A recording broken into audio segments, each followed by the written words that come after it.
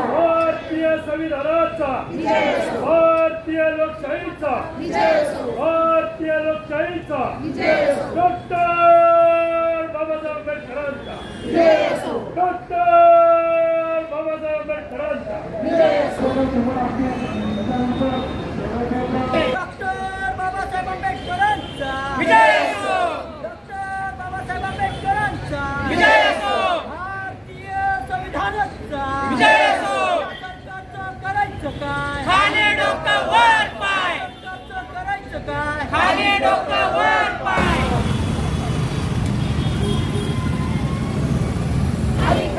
आमच्या मागण्या मान्य करा.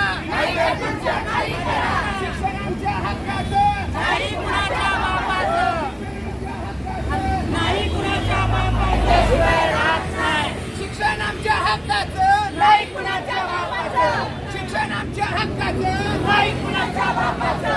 आमच्या मागण्या मान्य करा नाही तर पुढच्या काही करा. आमच्या मागण्या मान्य करा नाही तर पुढच्या काही करा. शिवाय राहत नाही. कोण मत देत नाही शिवाय राहत नाही. शिक्षण आमच्या हक्काचं नाही कुणाच्या बापाचं शिक्षण आमच्या हक्काचं नाही कुणाच्या बापाचं. जातीवादी सरकारचं करायचं काय खाली डोकं वर पाय. जातीवादी सरकारचं करायचं काय खाली डोकं वर. हा मोर्चा गोरगरिबाच्या शिक्षणासाठी आहे. या ठिकाणी आमचे वरिष्ठ नेते वसंतदादा साळवे, या ठिकाणी मानव कांबळे साहेब, शैलेंद्र मोरे साहेब, भाई चव्हाण, या ठिकाणी सर्वच नेते मंडळी, महिलांमध्ये आमच्या अश्विनीताई कांबळे, या ठिकाणी वैशालीताई कांबळे, सुनीताताई आडसोळ, या ठिकाणी या ठिकाणी शासनाची भूमिका ही जातीवादी भूमिका आहे. कारण का मागासला समाज हा शिक्षणामध्ये अग्रेसर आहे. शिकून त्या ठिकाणी नोकऱ्यामध्ये आपली महत्त्वाची जागा बळकावतोय आणि समाजाचा एक विकास करण्याचा मार्ग तो अवलंबतोय.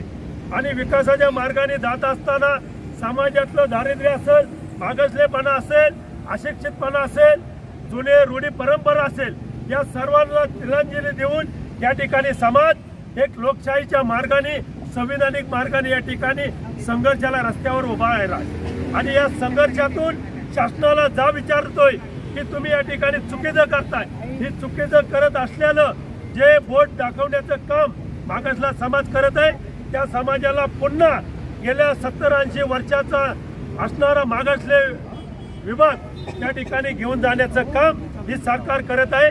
सरकारला या मागासल्या समाजाचा विकासही नकोय, शिक्षणही नकोय, त्याची प्रगती नकोय.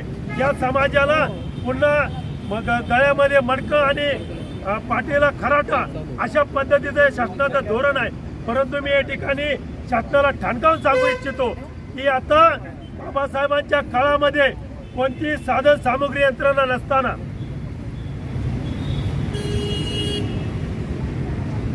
कोणतेही साधन सामुग्री नसताना, कोणतेही यंत्रणा नसताना डॉक्टर बाबासाहेब आंबेडकरांच्या पाठीशी लाखो समाज या ठिकाणी उभा राहिला होता. परंतु बाबासाहेबांच्या विचाराने, इतिहासाने आणि त्यांच्या क्रांतिकारी इतिहासाने या ठिकाणी समाजातला प्रत्येक घरामध्ये माणूस शिकलेला आहे, नोकरीला आहे, स्वतःच्या पायावर आपलं जीवन जगत आहे. असा समाज यंत्रसामुग्रीसह रस्त्यावर उतरून या शासनाचा तीव्र निषेध करेल, शासनाला पोलतीभोई करेल. या ठिकाणी मी एकच सांगू इच्छितो, शासनाने या विचाराचा, या कायद्याचा फेरविचार करावा. अन्यथा या ठिकाणी प्रचंड प्रमाणामध्ये शासनाच्या विरोधात या ठिकाणी समाज रस्त्यावर उतरेल आणि शासनाला हा निर्णय मागे घ्यायला भाग पाडेल. एवढंच या ठिकाणी शासनाला सांगतो. जय भीम, जय भारत.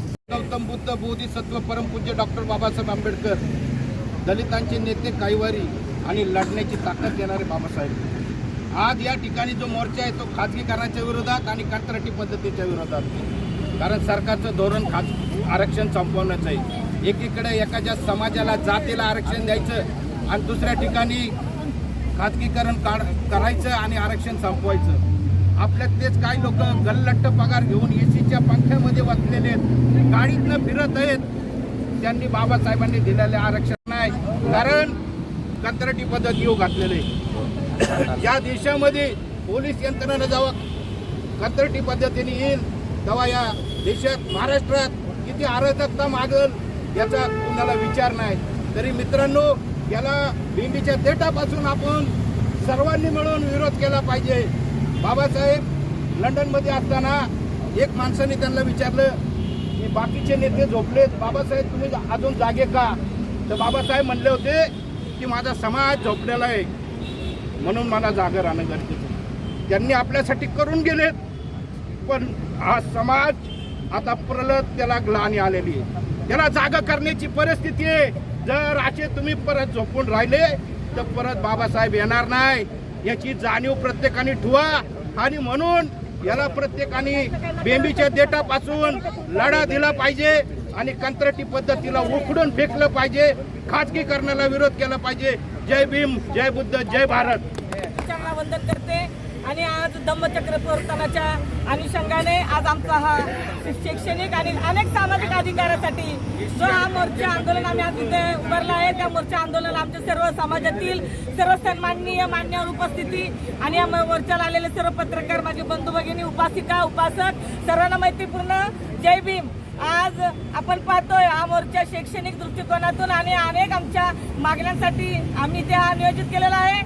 सांगायचं असं तात्पर्य आहे की आमच्या ज्या महापुरुषांनी आमच्यासाठी या भारताच्या इतिहासामध्ये 108 वर्षाचा संघर्ष केला आम्हाला न्याय हक्क देण्यासाठी, मग तो शैक्षणिक अधिकार असेल, सामाजिक असेल किंवा धार्मिक असेल, आज त्या अधिकारावर जातीवादी सरकार हातोडा मारायचं काम करत आहे. या सरकारला वाटत आहे जर शिक्षण हा समाज शिकला नाही तर आर्थिकदृष्ट्या मागासलेला राहील आणि आर्थिकदृष्ट्या मागासलेला राहिला तर हा कर्मकांडामध्ये रुजला. मनुष्याने या जातीवादी सरकारला ज्या बाबासाहेबांची एलर्जी आहे, ज्या आमच्या महापुरुषांची एलर्जी आहे, त्या समाजाला वाटत आहे की बहुजन समाजाने शिकू नये, नोकरी करू नये. जर आम्ही नोकरी केली तर आमच्या नोकरींचं आता काय केलं जात आहे? खाजगीकरण केलं जात आहे. पण मला या सरकारला सांगावं वाटतं, आता आम्हाला नेते आणि खासदार आमदार पण कंत्राटी बेसवर काय म्हणतात ते कॉन्ट्रॅक्ट बेसवर आम्हाला आता भरती केलेले पाहिजेत असे आमचं समाजाचंही मत आहे. जर तुम्ही आमच्या अधिकार हातोडा मारत असाल आणि आमच्या बहुजनांच्या शिक्षणावर किंवा नोकऱ्यावर तुम्ही अधिकारावर जर तुम्ही तुमच्या विचाराची पायमल्ली करत असाल तर तुम्हाला संपवणारे सुद्धा आम्हीच आहोत. तुम्हाला इलेक्शन मध्ये निवडून देणारे आम्हीच आहोत. ही जनता तुम्हाला कुठे तुम्हाला भागात पडेल ते सांगता येणार नाही. आज एवढं बोलून मी इथेच थांबते. जय भीम. सर्वांना क्रांतिकारी, सर्वांना नमो बुद्धाय, जय संविधान. आदर्शाबद्दल आणि जय भीम. खऱ्या अर्थाने हे सगळं बघत असताना शेवटच्या माणसांपर्यंत किंवा शेवटच्या मुलापर्यंत शेवटचे हे सगळं कुटुंब आमचं जे आहे ते जगता जगता मरत आहे, मरता माता जगत आहे. स्वातंत्र्याचा अमृतमहोत्सव साजरा केला आणि सुवर्ण महोत्सवाकडे वाटचाल आहे, परंतु अजून आम्हाला स्वातंत्र्यच मिळालेलं नाही. आमच्या बापाने जे आरक्षण दिलं संविधानाच्या माध्यमातून आणि त्या सगळ्यांनाच आता आरक्षण ज्यावेळी त्यांना द्यायचं होतं त्यावेळेस त्यांना नको वाटलं होतं, ज्यावेळेस देत होते तेव्हा, आणि आता सगळे रडून आरक्षण मागतायत. पण इथं कंत्राटीकरण सुरू झालेलं आहे आणि जेव्हा कंत्राटीकरण सुरू झाले तिथं आरक्षणाचा मुद्दाच संपुष्टात आलेला आहे. अजूनपर्यंत शेवटच्या मुलापर्यंत, शेवटच्या ग्रामीण भागातल्या शेवटच्या गावापर्यंत हे शिक्षण पोहोचलेलं नाहीये आणि ही पिढी शिक्षणात नाहीये. लोक पाण्यातून, नदीच्या ओढ्यातून, एवढ्या ह्याच्यातून मुलांना खाल्ल्यावर मुलांना घेऊन जातात आणि तेव्हा कुठं शिक्षण दिलं जाते. अजून त्यांची पहिली पिढी सुद्धा ह्या प्रवाहात नाही आणि तोपर्यंत इथं आरक्षण आणि शिक्षणाचं जर बाजारीकरण केलं, शिक्षणाचं खाजगीकरण केल्यानंतर ते आमचे जे आहेत आमचे लोक ते खाजगीकरणाचं जेवढे ते डोनेशन भरू शकणार नाहीत, शाळेच्या फिया भरू शकणार नाहीत. म्हणजे तिथे आमचं जे शोषण चाललेलं होतं आतापर्यंत आणि एवढंच हे शोषणच आहे, परंतु या शोषणाची पद्धत वेगळी आहे आणि म्हणूनसाठी आम्ही या सरकारला जाग आणण्यासाठी आजचं हे आंदोलन छेडलेलं आहे. मी माझ्या समाज बांधवांना सगळ्यांना आवाहन करते की सगळ्यांनी सहभागी व्हायचंय, कारण पुढचं आपल्या भावी पिढीचं जीवन हे खूप वाईट होणार आहे. कारण आतापर्यंत आपण कसं तरी जगता जगता मरत होतो, मरता मरता जगत होतो, परंतु आपल्या भावी पिढीचं काहीच खरं नाही. आणि म्हणूनसाठी मी समाज बांधवांना विनंती करते की सगळ्यांनी इथं यायचंय आणि सगळ्यांनी याच्यामध्ये सहभागी व्हायचंय. सर्वांना पुन्हा एकदा सविनय जय भीम. सरकारी शाळांचं खाजगीकरण आणि कंत्राटी भरती करण्याच्या विरोधात हा रिपब्लिकन पार्टी ऑफ इंडिया आहे. आमचे मित्र सतीश भाऊ गायकवाड यांनी यांचं आयोजन केलं. खरोखर या मोर्चाचं नेतृत्व करत असताना मागासवर्गीय जातीमध्ये जवळजवळ 59 जाती आहेत. त्याच्यापैकी निळ्या झेंड्याच्या नेतृत्वाखाली सगळ्यात पुढे म्हणून बौद्ध समाज, महार समाज जे आग्रही असतो, हे सर्व जातींना त्याची गरज नसल्यासारखं वागतात. माझी विनंती आहे सर्वांना, याचा फायदा काय हा एक जातीसाठी मिळणार नाही.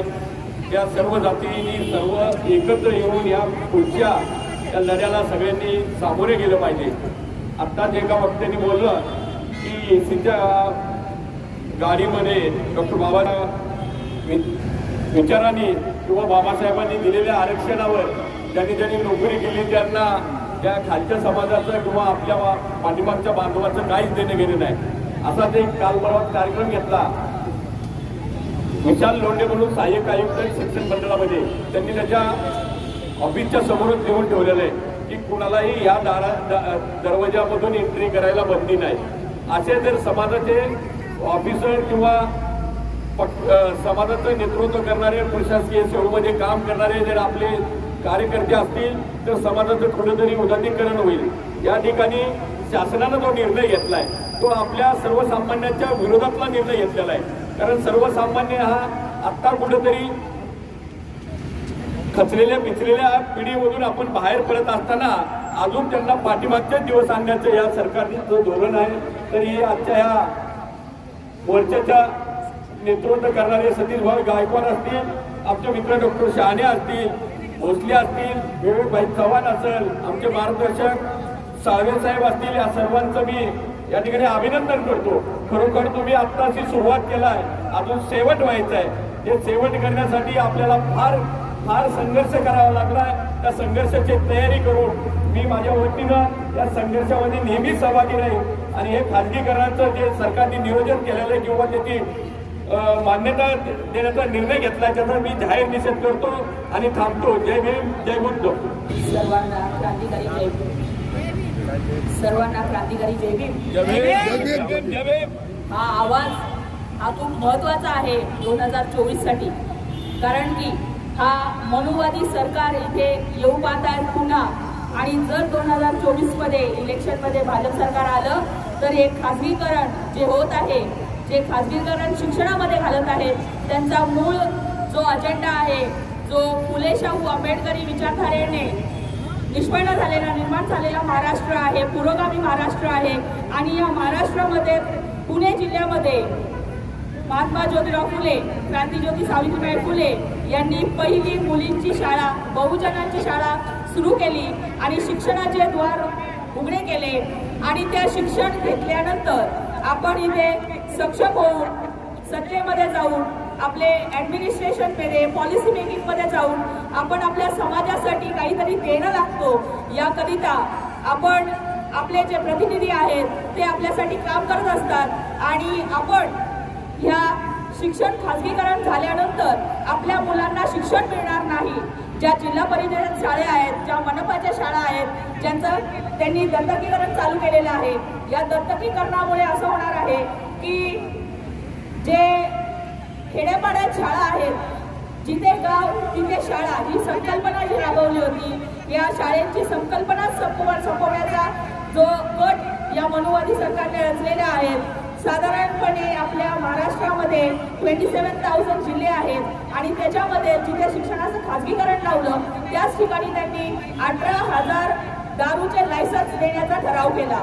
मग या अनुषंगाने जर सामूहिक शाळा म्हणजे 2-3 गावांना मिळून जिथे 20 मुलांची पटसंख्या असेल अशा शाळा बंद करण्यात याव्यात आणि हे 2-3 गावं मिळून एकत्र एक शाळा उभी करण्यात यावी. त्याला सामूहिक शाळा असं म्हणतात.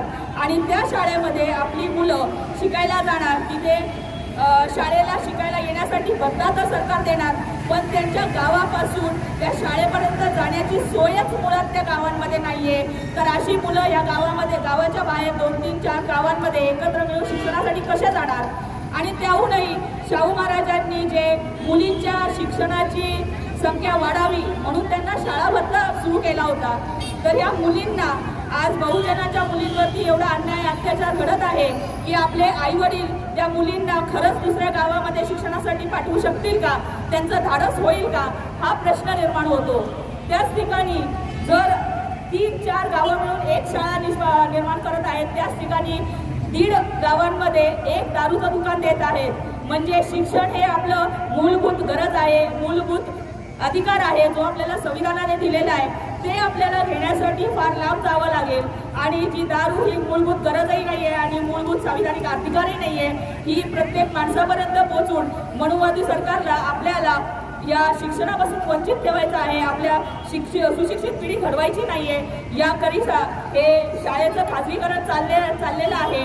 आणि त्याचप्रमाणे मी क्रांतीज्योती सावित्रीबाई फुले समता मंच, the Buddhist society of India आणि सतीश भाऊ गायकवाड यांनी जो इथे आयोजक केलेला आहे, सतीश भाऊ गायकवाडांना मी खरंच धन्यवाद करते की प्रत्येक समाजामध्ये ही जी संकल्पना सरकारने राबवली आहे त्याचा अवेअरनेस त्यांनी इथे केलेला आहे. आणि आपल्या प्रत्येक पालकाने, प्रत्येक बहुजन पालकाने आपापल्या शाळेमध्ये निवेदन देऊन हे खाजगीकरण थांबवावं अशी मी त्यांना सगळ्यांना आवाहन करते आणि थांबते. धन्यवाद.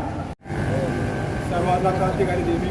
आज रिपब्लिक पार्टी ऑफ इंडिया यांच्या वतीने जो मोर्चा काढण्यात आलेला आहे त्याला शिवनाथ शिंदेच्या वतीने माझा जाहीर पाठिंबा आहे. कालच बातमी बघितली की त्याच्यामध्ये मुंबईमध्ये 3,000 कंत्राटी कामगार पद्धतीने पोलीस भरती करण्यात आलेली आहे. मुंबई असं शहर आहे, त्या शहरामध्ये बरेचसे असे अवैध आणि गुन्हेगारी, दहशतवादी अशा प्रकारे कृत्य घडत असतात. मुंबईसारख्या भागामध्ये कंत्राटी पद्धतीने 3,000 पोलीस भरती करणे, हा जो पोलीस भरती करत आहे तो सरकारी भरतीसाठी सातत्याने प्रयत्न करत आहे, त्यांच्यावर होणारा अन्याय आहे याचा आम्ही निषेध करतो. एकीकडे हे सरकार येऊन काय म्हणतो, आज सरकार सर्वसामान्य लोकांचं आहे, पण दुसरीकडे हे सर्वसामान्यांच्या प्रश्नावर घालाघालीत हुकुमशाही पद्धतीने लढत आहे. मुंबई हे असं शहर आहे, तिथं नाही का दहशती असे कितीतरी हमले झालेले. आम्ही कशामुळे कॉन्ट्रॅक्ट पद्धतीने पोलीस भरती केल्यात याच्यावर आम्ही विश्वास ठेवावा. जर तुम्हाला जर खरंच पोलीस भरती जर करायची असेल, जर तुम्हाला जर तिथं लोकसंख्यामध्ये जर कमी पडत असेल तर एकीकडे कॉन्ट्रॅक्ट पद्धती करण्यापेक्षा ते होमगार्ड असतील त्यांना एक संधी देण्यात यावी. आणि जर त्याच्यामध्ये जर कमी लोकसंख्या पडत असेल तर जे पोलीस भरती करत आहे 3-3, 4-4 वर्ष पोलीस भरती होऊनही जर ते पास होत नसेल त्यांना एक संधी म्हणून कॉन्ट्रॅक्ट पद्धतीने त्यांना एक चान्स म्हणून 11 महिन्यासाठी त्यांना त्यात रुजू करावे. आणि येणाऱ्या काळामध्ये एवढंच बोलतो. जय भीम. उपस्थित असलेले सर्व भीमसैनिकांना आणि सर्व आमचे पुढाऱ्यांना सर्वांना माझ्या सप्रेम जय भीम. या ठिकाणी हा आंदोलन इथं उभारण्यात आला त्याबद्दल मी सर्व कार्यकर्त्यांना आणि सतीश गायकवाड सरांना मी धन्यवाद करतो की त्यांनी ह्या दबलेल्या समाजाचा आवाज या सरकारपर्यंत पोहोचवण्याचा हा जो खूप मोठा काम त्यांनी हातात घेतलेला आहे, त्या कामाला माझ्या वतीने, माझ्या समाजाच्या वतीने आणि सर्व दलित चळवळीचे कार्यकर्त्यांच्या वतीने मी जाहीर पाठिंबा जाहीर करतो. आणि त्यांच्या ह्या कार्यामध्ये मी सदैव तन मन धननी उपस्थित राहील एवढं बोलतो आणि माझे 2 शब्द संपवतो. जय भीम, जय महाराष्ट्र. सर्वांना क्रांतिकारी जय भीम. सर्वप्रथम आज 14 ऑक्टोबर असल्यामुळे धम्मचक्र प्रवर्तन दिन आहे. त्याने मी आपणा सर्वांना हार्दिक शुभेच्छा. महाराष्ट्र सरकारने जे काही 2 GR काढले, एक सरकारी क्षेत्रातलं खाजगीकरण आणि दुसरी गोष्ट म्हणजे जेवढ्या काही सरकारी शाळा आहेत त्या सरकारी शाळांचं दत्तक स्वरूपामध्ये प्रायव्हेट कंपन्यांना चालवायला देणं, हे जे 2 GR आहेत हे अत्यंत घातकी आणि आपल्या समाजातील मुलांसाठी अत्यंत धोक्याचे आहेत. या सरकारच्या धोरणाच्या विरोधात Republican party of India Satish Gaikwad सरांनी जो त्यांच्या विरोधामध्ये मोर्चाचं आयोजन केलं होतं.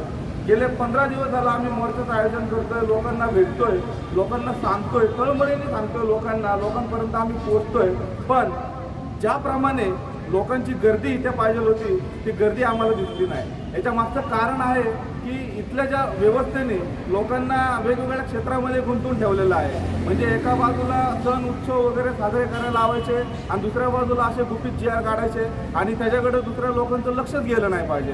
हे GR एवढे खतरनाक आहेत की याचा विचारही आपण करू शकत नाही. आत्ता फक्त खाजगीकरण केलेलं आहे, आत्ता दत्तक स्वरूपात देणं शाळांचं काम चालू केलेलं आहे. म्हणजे यांनी पोलीस भरती प्रायव्हेट केलेली आहे, कॉन्ट्रॅक्ट पद्धतीने भरलेलं आहे. यांनी MBBSच्या डॉक्टरची पदं ही कंत्राट पद्धतीने दिलेली आहे.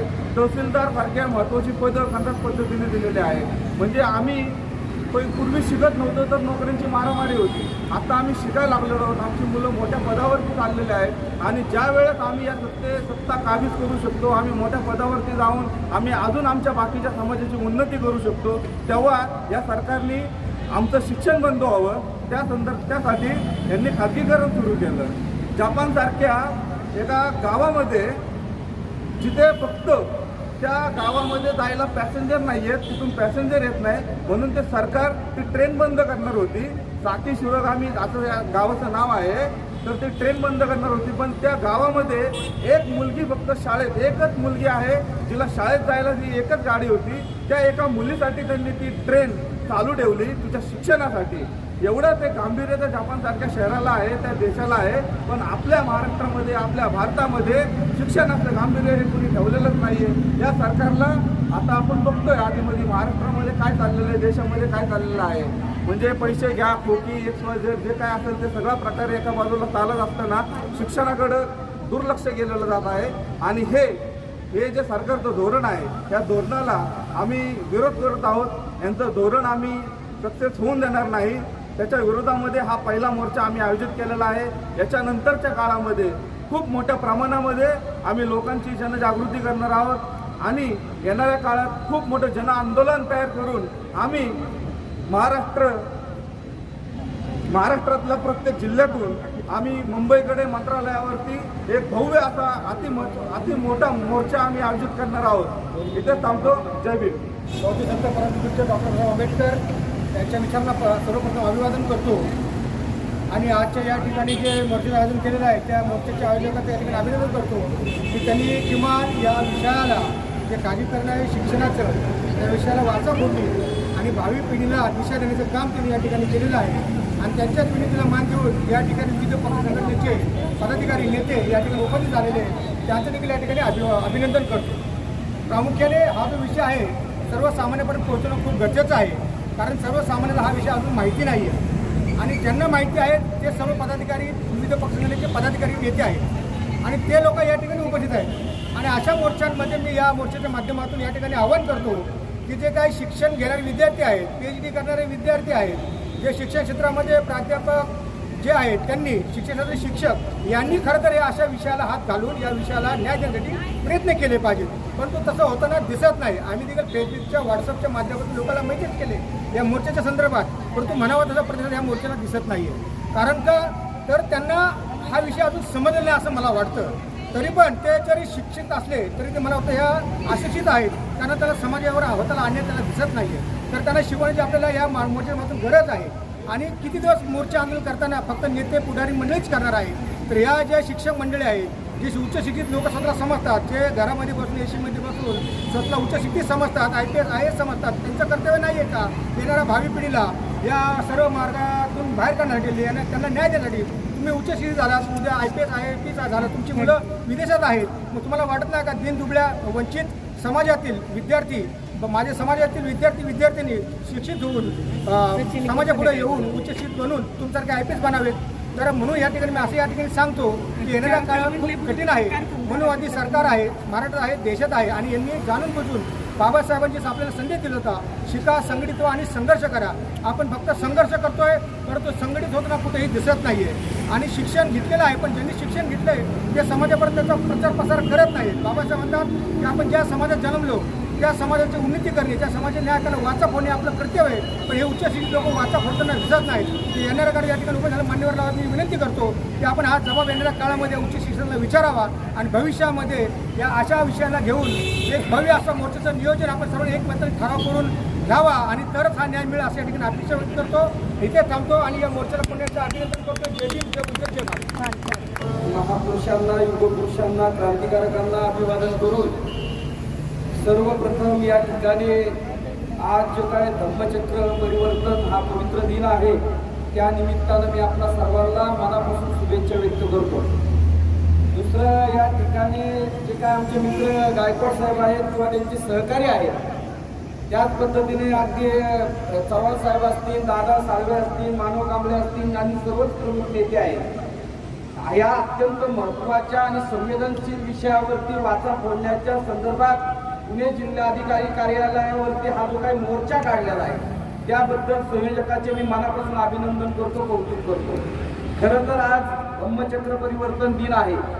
ईश्वरत्न डॉक्टर बाबासाहेब आंबेडकर यांनी जे काय आपल्या बहुजन समाजासाठी सर्व जाती धर्माच्या लोकांच्या न्याय हक्काकरता जे संविधान आपल्याला प्रदान केलेलं आहे आणि त्यामध्ये जो काही सन्मानाने जगण्याचा आपला अधिकार आहे, आपल्या मुलांना चांगलं शिक्षण मिळण्याचा जो अधिकार आहे तो बाबासाहेबांनी आपल्याला बहुजन समाजाला दिला आणि म्हणून त्याची प्रगती थोडीशी होते अशा दिसत असताना मनुवादी वृत्तीच्या सरकारच्या माध्यमातून शाळांचं खाजगीकरण करायचं, त्या दत्तक योजनेच्या माध्यमातून दारूवाले असतील, मटक्यावाले असतील, 2 नंबरवाले असतील, गुटख्यावाले असतील, अशा लोकांना त्या शाळा दत्तक योजनेत द्यायच्या आणि संपूर्ण बहुजन समाजाच्या मुलांच्या शिक्षणापासून त्यांना वंचित करायचं, अशा प्रकारचं मोठं षडयंत्र सरकारच्या माध्यमातून बाह्य ठिकाणी राबवलेलं आहे.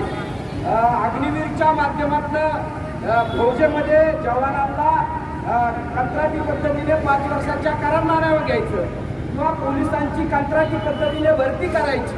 अशा प्रकारे शासकीय निमशासकीय जे काही सरकारी संस्था आहेत त्यामधल्या सर्व लोकांच्या भरत्या कंत्राटी पद्धतीने करायच्या, अशा प्रकारचं धोरण महाराष्ट्र शासनाच्या सगळे मुख्यमंत्री आणि मंत्रिमंडळातल्या लोकांनी राबवायची सुरुवात केलेलं आहे.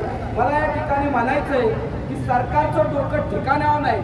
सरकारमध्ये असणारे मुख्यमंत्री असतील, मंत्रिमंडळाचे मंत्री असतील, आमदार असतील, खासदार असतील, यांचे मेंदू कोंबडीचा अंड जसं गंध होतं तसं त्यांचे मेंदू गंदे झालेत का काय, अशा प्रकारचा प्रश्न माझ्यासारख्या कार्यकर्त्याच्या समोर पडतोय.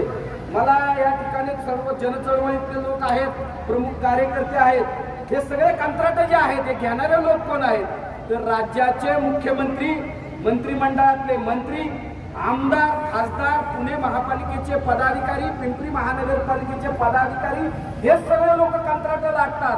आपल्या शहरामध्ये मुख्यमंत्र्यांचे प्रत्यक्ष अप्रत्यक्ष ठेके आहेत. प्रसाद लाड नावाचा एक भाजपचा आमदार आहे ज्याचे पुणे आणि पिंपरी चिंचवडमध्ये ठेके आहेत.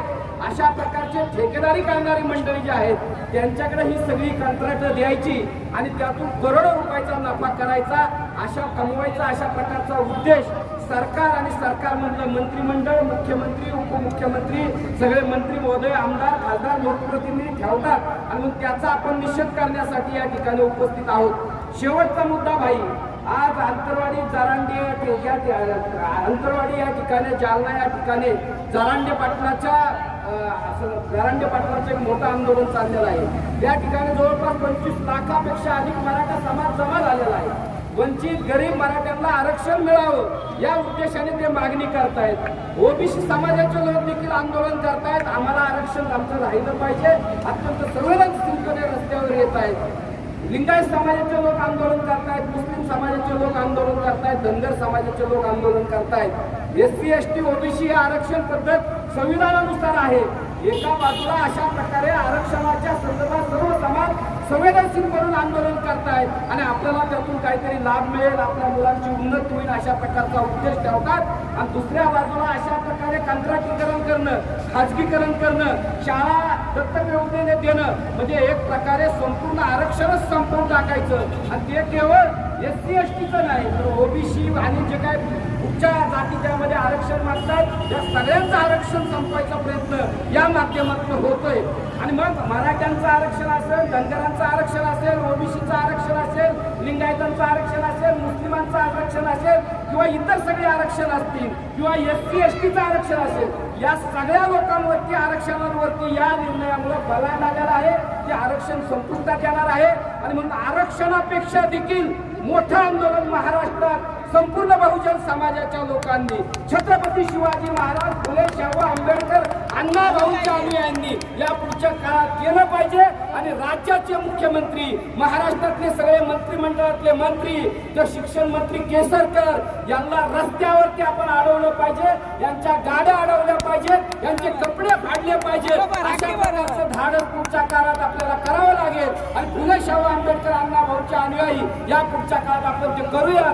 पुन्हा एकदा गायकवाड साहेबांना त्यांच्या सर्व सहकार्यांना धन्यवाद देतो आणि थांबतो. धन्यवाद. जय हिंद, जय महाराष्ट्र, जय भीम. ॲडव्होकेट सतीश गायकवाड त्यांचे सर्व सहकारी आदरणीय वसंतराव साळवे, बाई चव्हाण, आरती भापकर आणि भावानुबाई अतिशय महत्त्वाच्या या विषयावर समाजामध्ये ज्या पद्धतीची जागृती असायला पाहिजे ती नाही हे स्पष्टपणे दिसत आहे. आणि आरक्षण रद्द करणं किंवा शिक्षणाचं, आरोग्याचं, सगळ्याच गोष्टींचं खालीकरण करणं हे आत्ताच सुरू झालं अशाचा भाग. ज्यांना असं म्हटलं जातं की या देशातले आदर्श प्रधानमंत्री आहेत असं म्हटलं जातं, ते अटल बिहारी वाजपेयी ज्यावेळेला पहिल्यांदा सत्तेवर आले त्यावेळेला पहिल्यांदा त्यांनी खाजगी शिक्षण संस्थांच्या फीवरचं नियंत्रण जे सरकारकडे होतं ते काढून टाकण्याचा कायदा केला आणि मग इथल्या खाजगी शिक्षण संचालकांना मनमानी पद्धतीनं शुल्क आकारण्याचा परवाना देऊन टाकला आणि तेव्हापासून बहुजनांची मुलं शिकण्यापासून परावृत्त व्हायला लागली किंवा त्यांची संधी कमी होत गेली. आणि त्याच वेळेला अटल बिहारी वाजपेयी यांनी भारतीय संविधानाचा पुनर्विचार करण्यासाठी किंवा पुनर्लेखन करण्यासाठी एका समितीचं गठन केलं होतं.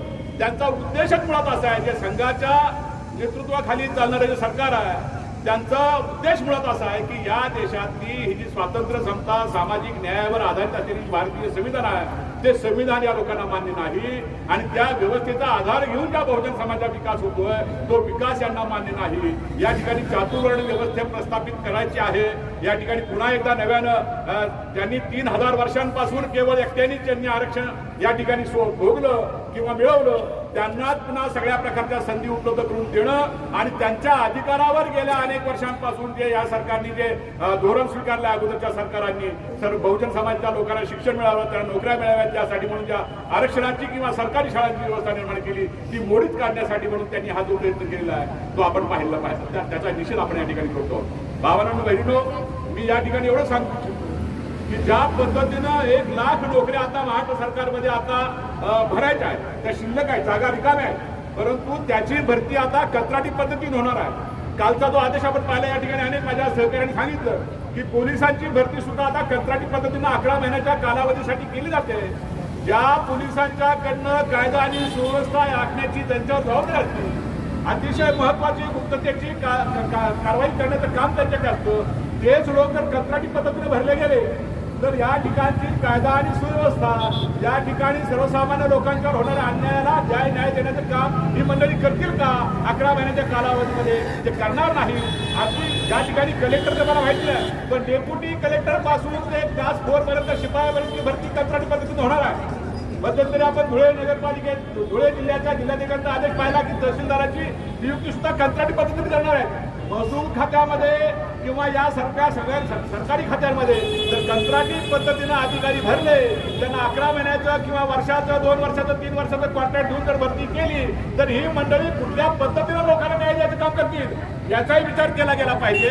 ज्या खरं तर सरकारी नोकर म्हणजे शासनाची धोरणं अंमलबजावणी करणारं एक यंत्रणा म्हणून त्यांच्याकडे पाहिलं जातं आणि मग ती यंत्रणा कधी उभी राहील तर ज्या वेळेला या सगळ्या नोकरीवर आलेल्या लोकांना त्यांच्या नोकरीची त्या ठिकाणी शाश्वती लाभेल त्यावेळेला ही मंडळी काहीतरी काम करतील. आतापर्यंत त्यांनी भ्रष्टाचार केला असला तरी त्यांना सरकार काहीतरी कारवाई करेल, आपली नोकरी जाऊ शकते, आपली पेन्शन बंद होऊ शकते अशा पद्धतीची भीती असते म्हणून ते चांगलं काम तरी थोडंफार करतात. पण ते सुद्धा आता कॉन्ट्रॅक्ट पद्धतीने काम करून या ठिकाणी निर्माण झालं तर या ठिकाणी तशा पद्धतीचं काम होणार नाही. सगळीकडे केवळ आणि केवळ भ्रष्टाचार आणि केवळ अन्याय अत्याचाराची एक मोहीम मोठी या ठिकाणी या सरकारी अधिकाऱ्यांच्याकडनं कंत्राटी पद्धतीने जे भरले जातील त्यांच्याकडनं राबवली जाईल हे आपण लक्षात घ्या.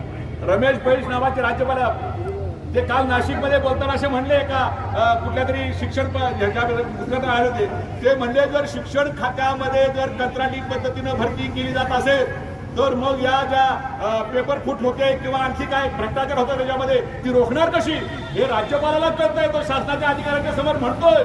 अशा पद्धतीने ज्यावेळेला तो सांगतो त्यावेळेला आपण हे समजून घेतलं पाहिजे की सगळी व्यवस्था मोडीत काढण्यासाठी म्हणून ही यंत्रणा किंवा दिल्लीमधलं मोदी सरकार आणि इथलं शिंदे फडणवीस पवार सरकार हे काम करत आहे.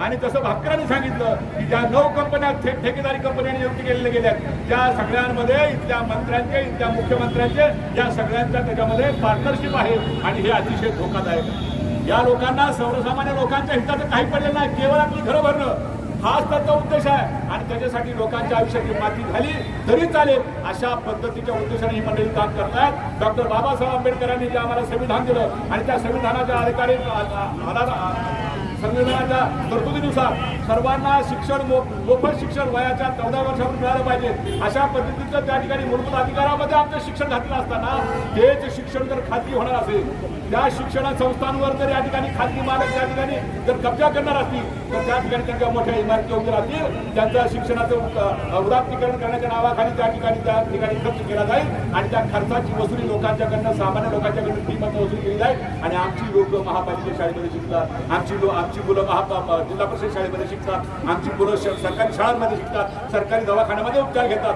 हे जर महाग झालं तर शिकू पण नका आणि आजार झाला तर तुम्ही जगू पण नका, अशा पद्धतीची व्यवस्था या ठिकाणी निर्माण होऊ पाहते आहे. त्याला आपण विरोध केला पाहिजे. सुरुवातीचं सतीश गायकवाड त्यांच्या सहकार्याने केलेली आहे आणि त्याचा म्हणजे गेल्या महिनाभरामध्ये जो प्रचार सतीश गायकवाडनी केला त्याचा फायदा घेऊन अनेक संघटनांनी या विषयावर मोर्चे काढले, परंतु याचं श्रेय जर जात असेल कुणाला या खाजगीकरणाच्या विरोधामध्ये लढे निर्माण करण्याला तर सतीश गायकवाड त्याच्या सहकार्य जातं हे आपण मान्य केलं पाहिजे. ते मान्य केलं त्यांना मला माहित नाही, परंतु याच्यामध्ये आंबेडकरी विचाराचा कार्यकर्ताच पुढे येतो. कुणावर अन्याय होऊ द्या, जसं वाक्याने सांगितलं मराठा आरक्षणाच्या संदर्भामध्ये मराठा आरक्षणाला मराठ्यांना सुद्धा आरक्षण मिळावं, गरीब मराठ्यांना आरक्षण मिळावं या मागणीसाठी सुद्धा डॉक्टर बाबासाहेब आंबेडकरांचा आम्ही पुढे असतो. ओबीसीच्या आरक्षणासाठी पुढे असतो, धनगरांच्या आरक्षणासाठी पुढे असतो. तो सगळ्या लोकांना आरक्षण मिळावं आणि सगळ्यांना समान संधी मिळावी यासाठी म्हणून तो आग्रही असतो.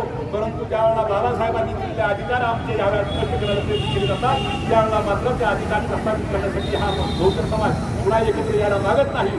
त्यांची एकत्र आणण्याची प्रक्रिया आपल्याला सुरू करावी लागेल. एवढंच आजच्या या ठिकाणी सांगतो. खूप वेळ झाल्यामुळे न बोलता पुन्हा एकदा आपल्या सर्वांचं अभिनंदन करतो की ज्या पद्धतीनं आणि ज्या निष्ठेनं आपण काम करतो आहोत ती निष्ठा आणि ती पद्धत अशीच कायम ठेवून आपली संख्या वाढवणं हे इथून पुढच्या काळामध्ये आपलं ध्येय असलं पाहिजे आणि ती संख्या वाढवून या मागण्यांना या मोर्चाच्या ज्या मागण्या आहेत त्या मागण्यांना सार्वत्रिक स्वरूप यासाठी म्हणून, मंत्रालयाला जाग यावी यासाठी म्हणून, सरकारला जाग यावी यासाठी म्हणून, समाजाला जाग यावी यासाठी म्हणून जे प्रबोधनाचे कार्यक्रम करावे लागतील ते इथून पुढे सातत्याने आपण करण्याचा निर्धार करूया. एवढीच या ठिकाणी आवाहन करून थांबतो. धन्यवाद. जय भीम, जय बुद्ध, नमस्कार. आणि सरकारी सरकारी कार्यालयामध्ये सर्व जे कॉन्ट्रॅक्ट पद्धती आहे ते बंद झाले पाहिजे. विषय होते लोकांमध्ये जनजागृती केली. सर्व कार्यकर्त्यांचं अभिनंदन करतो मी.